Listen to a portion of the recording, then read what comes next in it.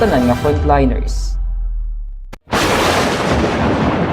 Ang elementary nga evacuation center na concern din baha man. Uy, kasi pinagamat-amat pumansaka ang tubig. Actually, ikaw po Yung medyo mataas na ang tubig, so ginaulat natin nga Pasiwat nga ng truck dito or ng transit dito sa sulod ang Mang continuous range ang nag-isang ka factor sa pagsaka at sining tubig sa subong.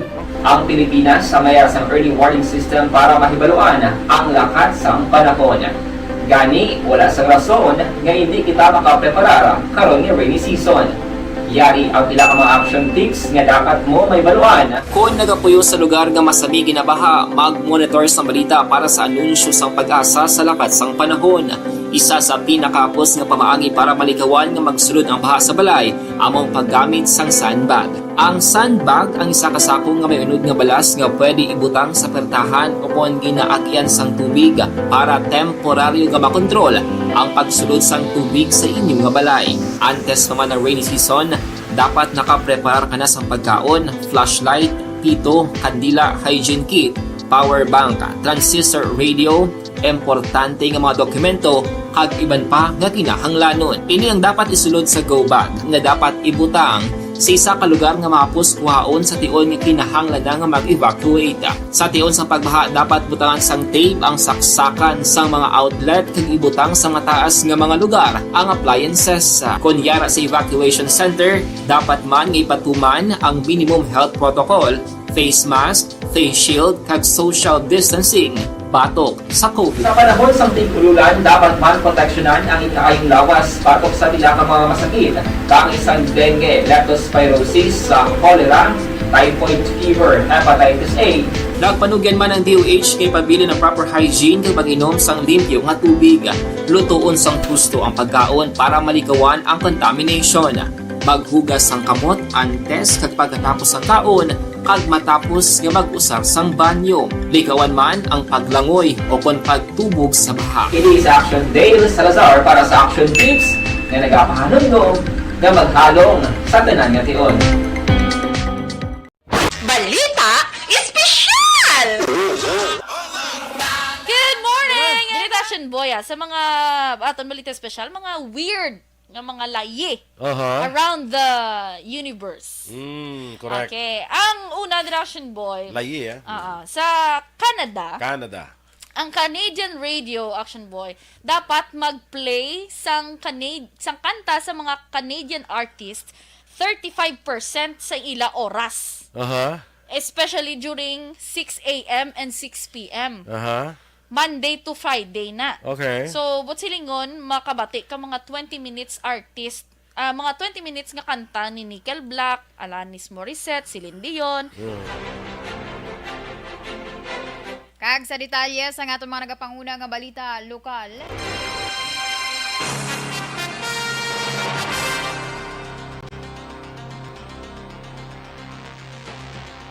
Ginahulat pa sa pila ka drivers nga mahatagan sila sang kopya sang panibago nga taripa antes magpatuman sang saka sa platihan. Suno sanday Jose kag Stephen, lunsay mga miyembro sang Samahang Chuper at Operators Negros. Ila nabatian sa balita ang pag-aproba sa saka sa platihan apang hindi pa nila maimplementar bangod wala sila sang kopya sang fare matrix kag ila malikawan nga makalali sa pasahero. Dugang pa, posible sa maabot nga Lunes, makakuha na sila sang kopya kag makapatuman sang saka sa platihan. Ginpahayag naman ni alias Boy, pasahero, nga wala man sang problema para sa iya ang pagpasaka sang platihan bangod ila na hangpan ang kabudlay sa mga drivers bangod man sa padayon nga pagsaka sa presyo sang gatong. Matapos na buwas nga adlaw ang libre sakay nga ginatanyag sang Viacar Transit Incorporated para sa mga pili nga rota sa diri sa probinsya. Sunog kay Jade Siballos ang Public Relations Officer sang Viacar Transit, matapos ang masobra 3 ka bulan nga libre sakay. Gintapos na sa nga Land Transportation Franchising and Regulatory Board ang pagpainsang pondo para diri. Dugang pa madamo naman nakabenepisyo nga mga pasahero nga nagpauli sa sur kag norte nga bahin sa Negros Occidental matapos nga hindi lamang frontliners ang ila ginapasakay kundi pati ang iban pa nga mga sibilyan. Palayag ni Sibalyo sa sur nga bahin sa probinsya, ang rota nga may libre sakay among pakadto sa Banwa sang La Castillana, syudad sang Kabankalan, kag pasulod sa barangay Maaw sa syudad sang Bago.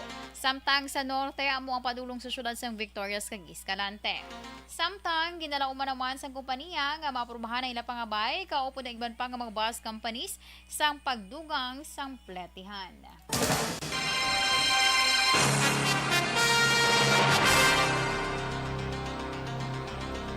Liwat nga nagpabutsyag sang pagkadismaya ang kampo ni Anay Mayor Bing Leonardia angod sa Truth Commission nga gintukod ni Mayor Albi Benitez sa syudad sa Bacolod. Suno kay Dr. Chris Sorongon, ang spokesperson ni Leonardia, lubos nga ginabi-abi sang Anay Alcalde ang plano ng Benitez nga pagtukod sang komisyon bangod sa pagpati nga ini ang nakabase sa konsepto sang transparency. Apang dako ang ilang pagkadismaya sa ginhimo sang grupo nga pag-red flag sang 1.5 billion pesos nga proyekto kag programa sang syudad nga wala naman sa nagakaigo nga basihan. Ginlaragway naman ni Sorongon nga isa ka trial by publicity ang ginhimo sang komisyon kay ginpasiguro sini nga handa si Leonardia nga atubangon ini nga issue sa nagakaigo nga venue o kon forum. When the Truth Commission was conceptualized, Mayor Bing already issued a statement nga wala man siya may ginatago, no? He has nothing to hide, and from the very beginning sang iyang administration is very much transparent, and he sees to it that all the transactions sa aton sa city government is covered by the COA regulations.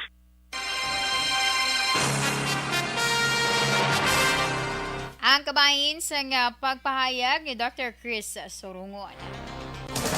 Sa dugang pang balita lokal, 13 ka mga bag-o na eleher ng mga matagas nga opisyal sa gobyerno sa Negros Occidental ang nag-umpisa na sa pagpangalagad subong adlaw. Pulo sa mga ini ang magaserbisyo bilang alkalde. Sila mo Sanday Albi Benitez sa syudad sa Bacolod, Benji Miranda sa syudad sa Kabankalan, Jodeth Gallego sang Silay, Marilyn Era sang Calatrava, Madonna Hauhoko sang Tuboso, Ray Ruiz sang Candoni, Narwin Havilosa sang Sagay, Daf Reliquia sa sang Hinubaan, Lorenzo Swatengko sang Pulupandan, kag Javi Benitez sang Victorias. Sa pagka-provincial board members, bag-o na ilihera sanday Andrew Martin Torres sang ika-4 nga distrito, kag Anton Oxenio sang ika-5 nga distrito. Nag-isahano naman nga bag-o nga kongresista si Attorney Dino Yulo nga nagdaog bilang tiglawas sang ika-5 nga distrito. Samtang umpisa subong man nga adlaw balik sa private life ang mga nalutos nga kandidato sa pag-alkalde nga Sanday Evilio Nardia sang Bacolod, Pedro Zayco sang Kabankalan, kag Mark Goles sang Silay. Nalutos man Sanday Marilo Arroyo bilang kongresista sang 5th distrito, Tinto Bascon bilang alkalde sang Himabaylan, kag Ernesto Estrao bilang vice alkalde sang Hinubaan.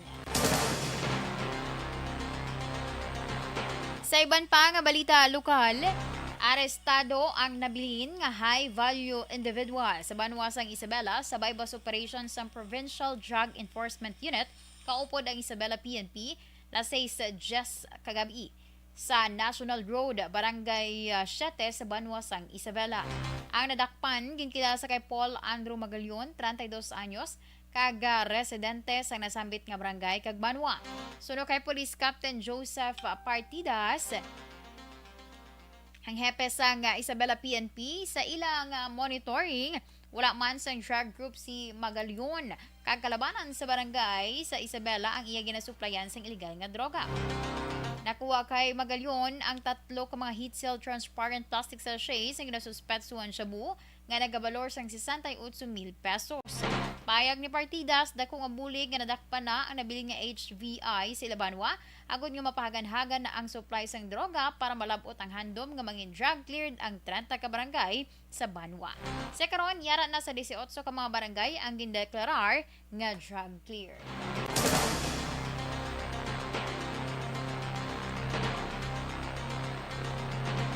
Sa katapusan nga balita lokal, ginatinguan pa sa karon sa katapos sang Soco PNP kag 11th Infantry Battalion sa Philippine Army nga makilalang miyembro sang NPA nga napatay sa engkwentro sang soldado sa sitio Tamusi, Barangay Talalak, Negros Oriental, kay nasang subong adlaw. Ginpahayag ni Colonel Leonardo Peña, ang commander sa 302nd Infantry Brigade, nga naglawig sang 8 ka minutos ang bayluhan na isang lupok sa tunga sang 11th IB kag NPA. Suno ba kay Peña, nagbalik ang remnants sa katapo sang NPA para tukuron liwat ang nabungkag na nga gerilya. Dugang pa ni Peña, malayo man ang mga pamalay sa ginluntaran sa engkwentro kag wala man sang nasamaran sa bahin sang mga soldado.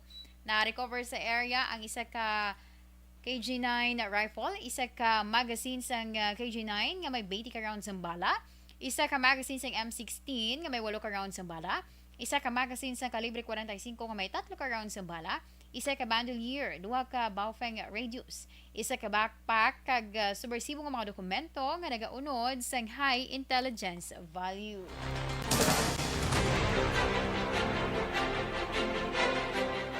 Aksyon na Radyo Philippine Standard Time, alas 6:19.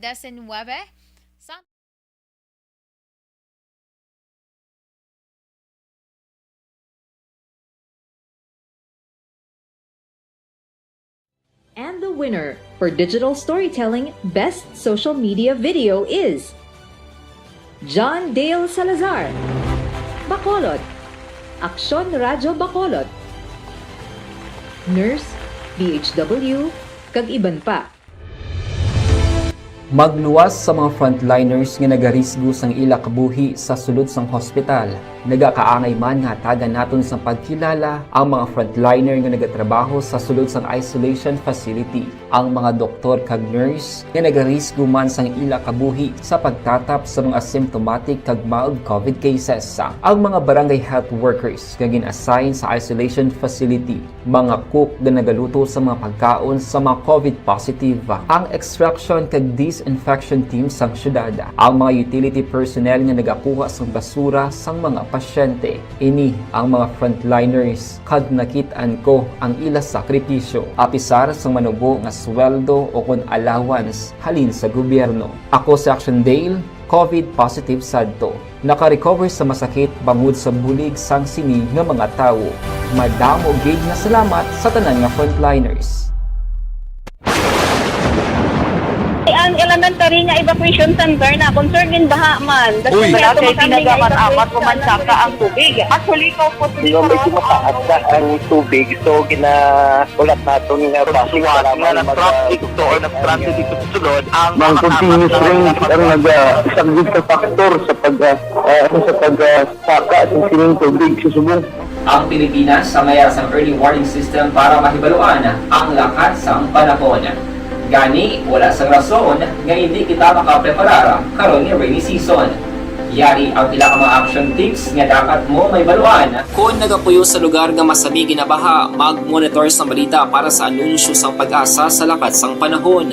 Isa sa pinakapos nga pamaagi para malikawan nga magsulod ang baha sa balay, among paggamit sang sandbag. Ang sandbag ang isa ka sako nga may unod nga balas nga pwede ibutang sa pertahan upon ginaagyan sang tubig para temporaryo nga makontrol ang pagsulod sang tubig sa inyong nga balay. Antes naman ng rainy season, dapat nakapreparar ka na sang pagkaon, flashlight, pito, kandila, hygiene kit, power bank, transistor radio, importante nga mga dokumento kag iban pa nga kinahanglanon. Ini ang dapat isulod sa go bag nga dapat ibutang sa isa ka lugar nga mapos kuhaon sa tion nga kinahanglan nga mag-evacuate. Sa tion sa pagbaha dapat butangan sang tape ang saksakan sang mga outlet kag ibutang sa mataas nga mga lugar ang appliances. Kunyara sa evacuation center, dapat man nga ipatuman ang minimum health protocol, face mask, face shield kag social distancing.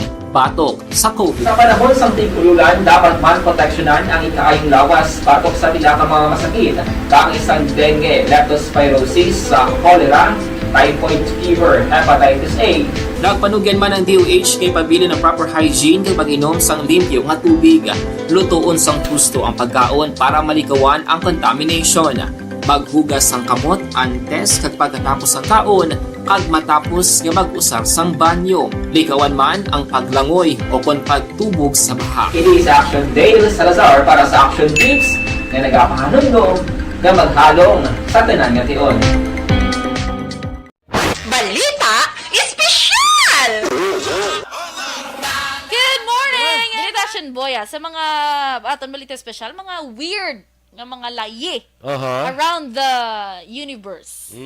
Correct. Okay. Ang una, Action Boy, Layi, sa Canada, ang Canadian radio, Action Boy, dapat mag-play sang kanta sa mga Canadian artists 35% sa ila oras.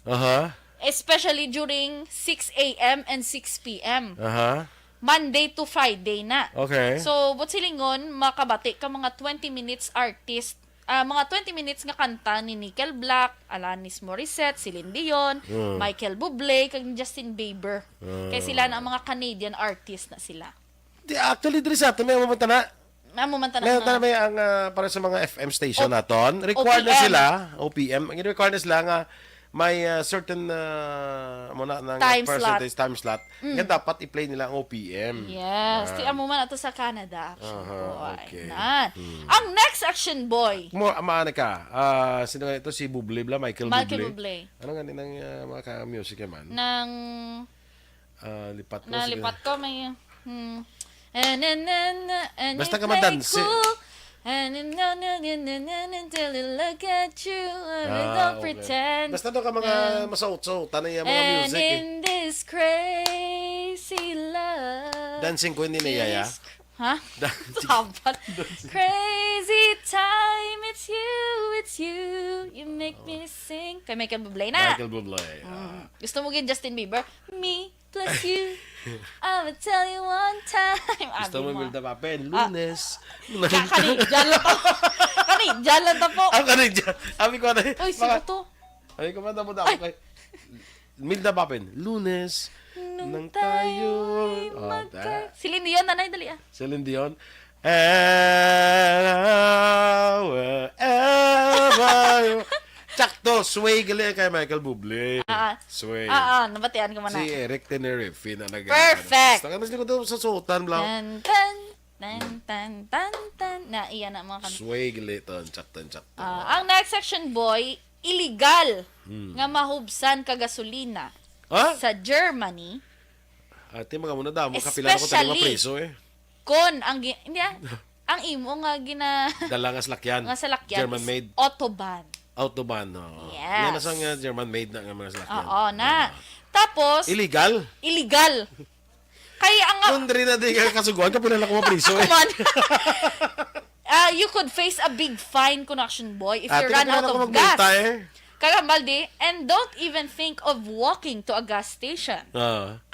You'll get another fine. Ay, gali. Oo, kay delikado. Kung unsafe maglakat sa dalan, kidasig ang mga speed bike. Ang ila din nga point is, ga-drive ka autoban, tapos do si sino kada magpadlagan, mahuubsan ka gasolina. Wrong. So, illegal ko na. So, kung mamatan, hindi ka pwede ka bakal gali ang butas galunan.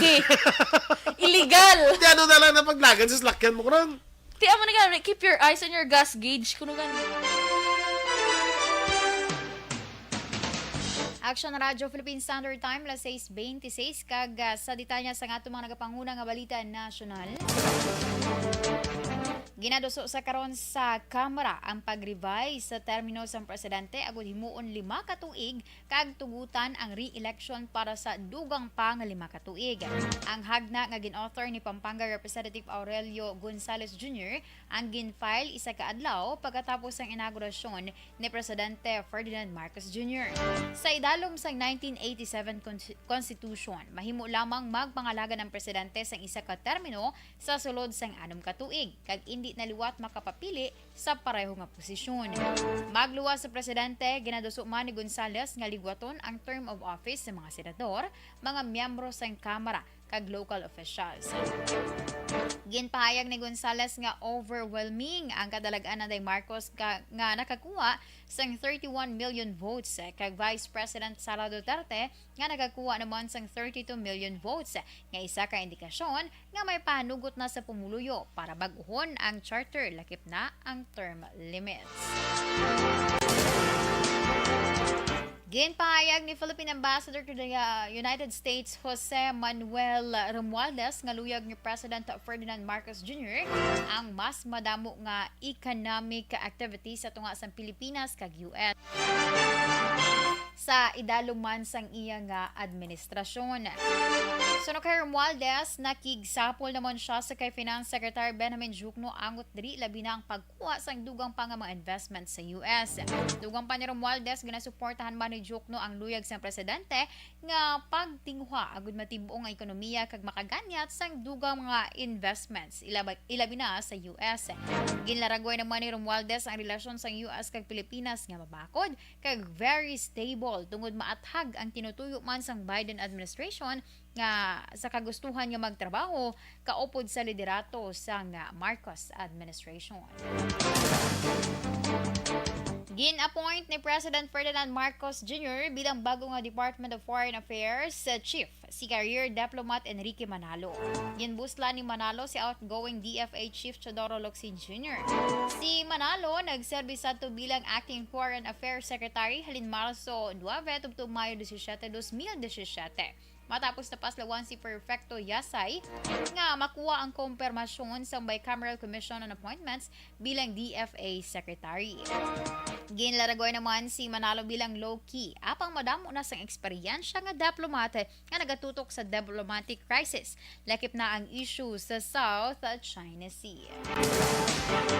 Sa karapusan nga balita nasyonal, ginapasabat sa karon sang ang Department of Interior and Local Government kag Local Government Unit second LGU tungod sa atrasado nga pagpanagtag sang fuel subsidy sa mga tricycle drivers bangod sa wala nagasanto sa ginpasa nga mga ngalan sa benepisyaryo. Suno kay Senator Sherwin Gatchalian, nagpatigayon sa random check ang Land Bank of the Philippines kag nadiscover nga ang kadumuon sa mga ngalan sang targeted beneficiaries nga ginpasa sang DILG kag LGUs wala nagsanto sa mga ngalan sang e-wallet account holders. Dugang pa ni Gatchalian nga ini ang rason kung nga agin o sisa na sang Land Transportation Franchising and Regulatory Board ang listahan.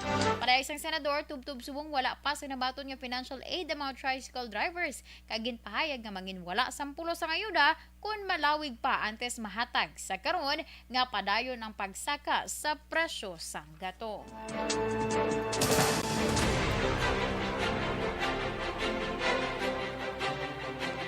Action Radio Philippine Standard Time, alas 6:30. Inyo gin pamatihan ang kabuusan nga detalye sang aton mga natipon nga mga balita. Diri lamang sa Action Balita Evening Edition karon nga adlaw Biyernes, Hulyo 1, 2022. Sa liwat ang inyong tagbalita, Action and Defensor Lisay. Una sa balita una sa Action, sa Bacolod Action Radio.